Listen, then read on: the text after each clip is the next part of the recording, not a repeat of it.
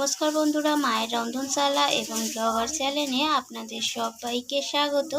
তো আজকেও আবারও একটি রেসিপি নিয়ে আমি হাজির হলাম। তো বন্ধুরা, এই গরমকালে তো এঁচোড় খেতে সবারই ভালো লাগে, আর বাঙালির প্রিয় একটি রেসিপি হচ্ছে এঁচোড়ের কোপ্তা কারি।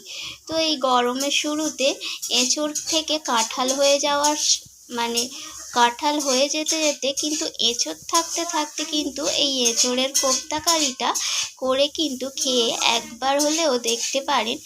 তো দেখুন, এখানে আমি এঁচোড়ের কোপ্তা কারিটা বানানোর জন্য এখানে আমি এঁচোড় নিয়ে নিয়েছি। তো এখানে আমি আমার প্রয়োজন মতো একটা ছোট সাইজের এঁচোড়কে এইভাবে ছোট ছোট টুকরো করে কেটে নিয়েছিলাম। তো কেটে এটাকে আমি প্রেসার কুকারের মধ্যে দিয়ে ভালোভাবে সিদ্ধ করে নিয়েছি।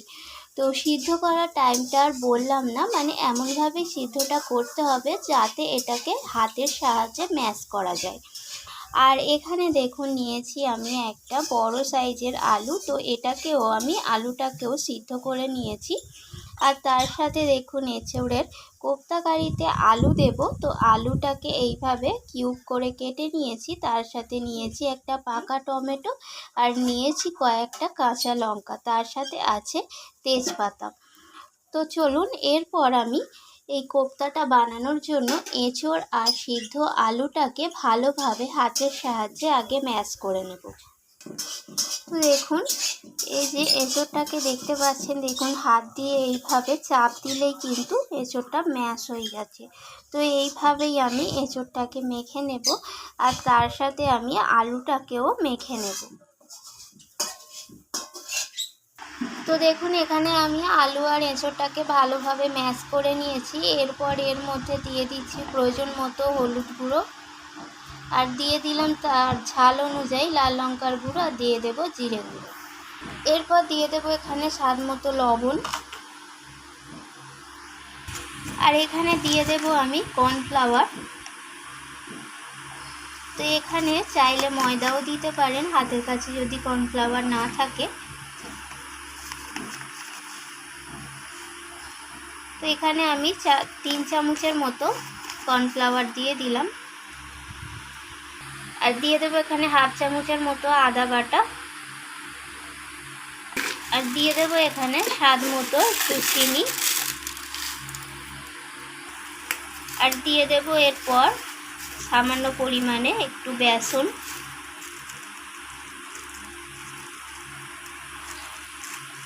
তো এরপর সমস্ত কিছুকে এইভাবে হাতের সাহায্যে ভালোভাবে এইভাবে চটকে চটকে মেখে নেব। তো দেখুন, এখানে আমার ভালোভাবে মাখা হয়ে গেছে।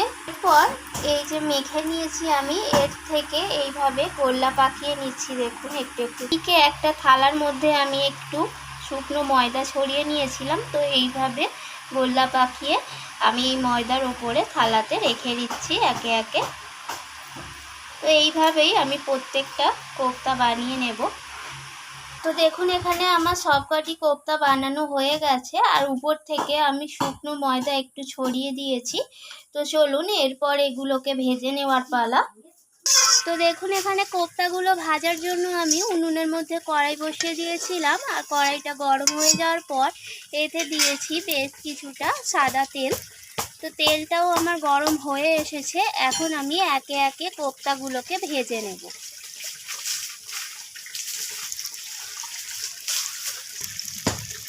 তো দেখুন, এখানে আমি কোপ্তাগুলোকে একটু খুন্তি দিয়ে একটু নাড়াচাড়া করে নিচ্ছি।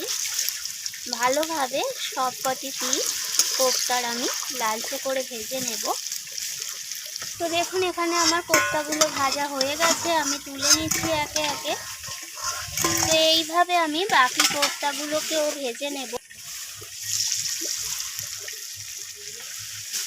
তো আমি এই কোপ্তাগুলোকেও একইভাবে লাল লাল করে ভেজে নেব। তো এই কোপ্তাগুলো আমার ভাজা হয়ে গেছে, এগুলোকেও এখন তুলে নেব তেল থেকে।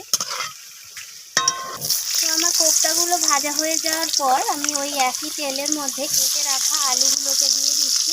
তো আলুগুলোকেও লালচে করে ভেজে আমি তুলে নেব।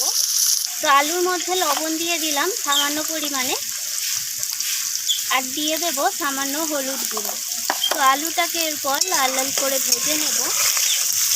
ভাজা হয়ে গেছে এখানে আলুগুলো। তো আলুগুলোকে এখন তুলে নিচ্ছি আমি।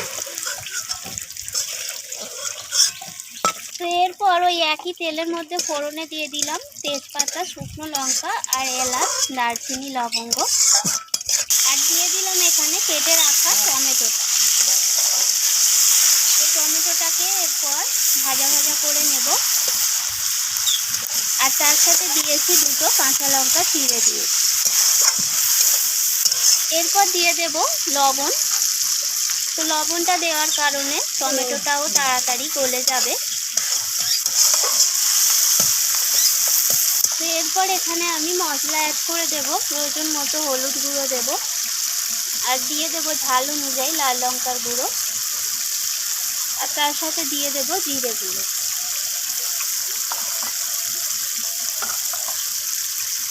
আর দিয়ে দেবো এখানে হাফ চামচের মতো আদার পেস্ট। এরপর সমস্ত কিছু মশলাকে কষিয়ে নেব ভালোভাবে। তো এরপর আমি এখানে দিয়ে দেব ভেজে রাখা আলুগুলোকে। তো আলুগুলো দিয়ে কষাতে থাকবো। তো এরপর দিয়ে দেবো স্বাদ মতো একটু চিনি। তো নিরামিষ তরকারিতে একটু চিনি দিলে খেতে ভালো লাগে। তো চিনিটা দিয়ে আবারও নাড়াচাড়া করে কষিয়ে নিচ্ছি খুব ভালোভাবে। এরপর এখানে আমি অ্যাড করে দেব 2 চামচের মতো আমি এখানে টক দই দিয়ে দিলাম। তো এই টক দইটা দিলে কিন্তু রান্নার টেস্টটা দ্বিগুণ হয় আর খেতেও বেশ ভালো লাগে। তো টক দইটা দিয়ে আবারও কষিয়ে নেব। তো আমার এখানে কষানো হয়ে গেছে আর তেলও ছেড়ে দিয়েছে। আর দেখুন এখানে কালারটা কতটা দারুণ এসেছে। এরপর আমি এখানে গ্রেভির জন্য জল অ্যাড করে দেব। তো এরপর আমি এটাকে ঢাকা দিয়ে রান্না করে নেব। তো আমি ঢাকাটা সরিয়ে নিয়েছি আর গ্রেভিটা আমার ফুটে উঠে গেছে। আর এখন এখানে আলুগুলো সিদ্ধ হয়ে গেছে। এরপর ভেজে রাখা এঁচোড়ের কোপ্তাগুলো আমি একে একে দিয়ে দেব গ্রেভির মধ্যে। তো এরপর এটাকে একটু হালকা হাতে নাড়াচাড়া করে নেব। তো একটু মিনিট 2 আমি এটাকে ফুটিয়ে নেব গ্রেভির সাথে। তো এখানে আমার এঁচোড়ের কোপ্তা একদম রেডি হয়ে গেছে। আর এখানে দিয়ে দিলাম আমি হাফ চামচের মতো একটু ঘি দিয়ে দিলাম। তো এই ঘিটা কিন্তু দিলে খেতে কিন্তু স্বাদটা দারুণ লাগে। আর দিয়ে চামচের মতো দিয়ে দিলাম সানরাইজের শাহি গরম মশলা। তো এখানে এটাকে আমি একটা সার্ভিং বলে নামিয়ে নেব। দেখুন এখানে তৈরি হয়ে গেল এঁচোড়ের কোপ্তা কারি। দেখুন কালারটা কতটা দারুণ এসেছে, তরকারির কালারটা।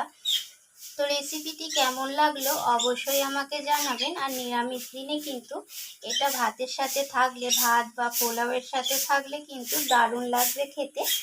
তো আজকের মতো এইটুকু। আর আমার চ্যানেলটিকে সাবস্ক্রাইব করে দেওয়ার অনুরোধ রইল। আমি আবারও ফিরে আসব অন্য কোনো রেসিপি নিয়ে। আজকের মতো এইটুকু। ধন্যবাদ বন্ধুরা।